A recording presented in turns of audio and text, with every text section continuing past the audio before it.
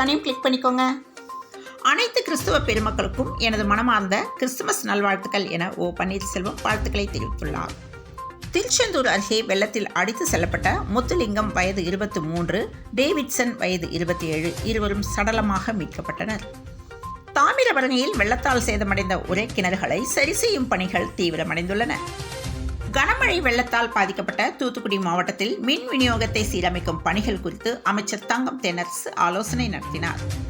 தமிழகத்தில் நடப்பு கல்வியாண்டில் 10, 11, 12ஆம் வகுப்பு பொதுத் தேர்வு எழுதும் தனித் தேர்வர்களுக்கு ஆன்லைனில் விண்ணப்பிக்கலாம் என தேர்வுகள் இயக்ககம் அறிவித்துள்ளது. அமைச்சர் உதயநிதி ஸ்டாலின் பொறுப்பான முறையில் கருத்துக்களை தெரிவிக்க வேண்டும் என ஜெயக்குமார் பேட்டியளித்துள்ளார். பிரபல நகைச்சுவை நடிகர் போண்டாமணி மறைவு செய்தி கேட்டு அதிர்ச்சியும் வேதனையும் அடைந்தேன் என விஜயகாந்த் தெரிவித்துள்ளார். தென் மாவட்டங்களில் தற்போது வரை 3321 மருத்துவ முகாம்கள் நடைபெற்றுள்ளன என அமைச்சர் மா சுப்பிரமணியன் தெரிவித்துள்ளார். வெள்ள பாதிப்பு காரணமாக தென் மாவட்ட மக்களுக்கு கூடுதல் நிவாரணம் வழங்க வேண்டும் என எடப்பாடி பழனிசாமி கோரிக்கை விடுத்துள்ளார். வெள்ளத்தில் சிக்கிய காரின் மதிப்பு ரூபாய் 5 லட்சம், பழுது பார்க்க ரூபாய் 8 லட்சம் என காரின் உரிமையாளர்கள் புலம்பி வருகின்றனர். கிறிஸ்துமஸ் பண்டிகை நாளை கொண்டாடப்பட உள்ள நிலையில் இதையொட்டி தமிழக அரசியல் கட்சித் தலைவர்கள் வாழ்த்து தெரிவித்துள்ளனர்.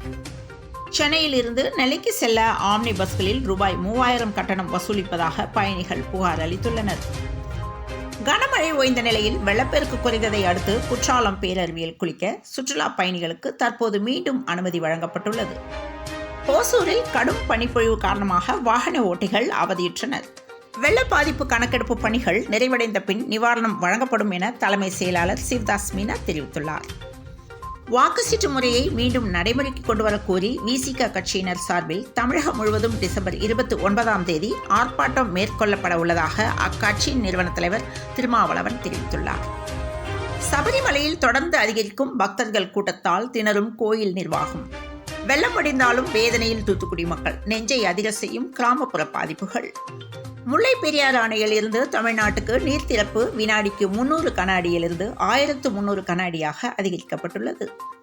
பெரியாரின் 50ஆம் ஆண்டு நினைவு தினத்தையொட்டி பெரியார் சிலைக்கு முதலமைச்சர் மு.க.ஸ்டாலின் மலர் தூவி மரியாதை செலுத்தினார். கிறிஸ்துமஸ் கொண்டாடும் அனைத்து கிறிஸ்துவ மக்களுக்கும் முதலமைச்சர் மு.க.ஸ்டாலின் வாழ்த்து தெரிவித்துள்ளார். ராமேஸ்வரம் மீனவர்களை விரட்டி அடித்து இலங்கை கடற்படை அட்டூழியம் செய்துள்ளது.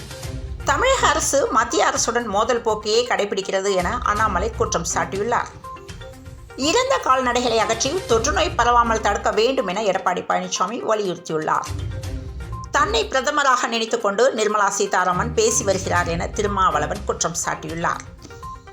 தமிழக கடலோர மாவட்டங்களில் டிசம்பர் 30 முதல் மிதமான மழைக்கு வாய்ப்புள்ளது என இந்திய வானிலை ஆய்வு மையம் தகவல் தெரிவித்துள்ளது. இத்துடன் இந்த செய்திகள் நிறைவடைந்தன. மீண்டும் நாளை காலை செய்தியில் சந்திப்போம். வணக்கம்.